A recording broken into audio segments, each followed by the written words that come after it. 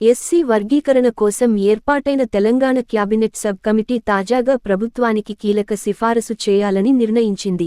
SC reserved కులాలను వర్గీకరించడంపై అధ్యయనం చేసేందుకు ఏకసభ్య జ్యుడిషియల్ కమిషన్ను ఏర్పాటు చేయాలని రాష్ట్ర క్యాబినెట్కు సూచించనుంది. రాష్ట్ర నీటి పారుదల, పౌర సరఫరాల శాఖ మంత్రి ఉత్తమ్ కుమార్ రెడ్డి అధ్యక్షతన నేడు క్యాబినెట్ సబ్ కమిటీ సమావేశం జరిగింది.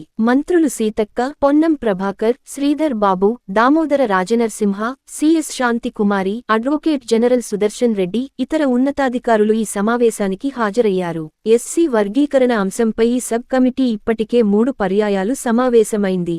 2011 జనవరి గణన డేటాను ఉపయోగించుకుని ఎస్సీ వర్గీకరణ చేయాలని ఈ సబ్ కమిటీ తీర్మానించింది. ఈ క్రమంలో సుప్రీంకోర్టు లేదా హైకోర్టు రిటైర్డ్ జడ్జితో ఏకసభ్య జ్యుడిషియల్ కమిషన్ను ఏర్పాటు చేయాలని ప్రభుత్వానికి సూచించాలని నేటి సమావేశంలో ఈ కమిటీ నిర్ణయం తీసుకుంది. ఎస్సీ కులాల్లో అంతర్గతంగా వెనుకబడి ఉన్న కులాలు ఏవో గుర్తించేందుకు ఈ కమిషన్తో అధ్యయనం చేయించాలని భావిస్తుంది.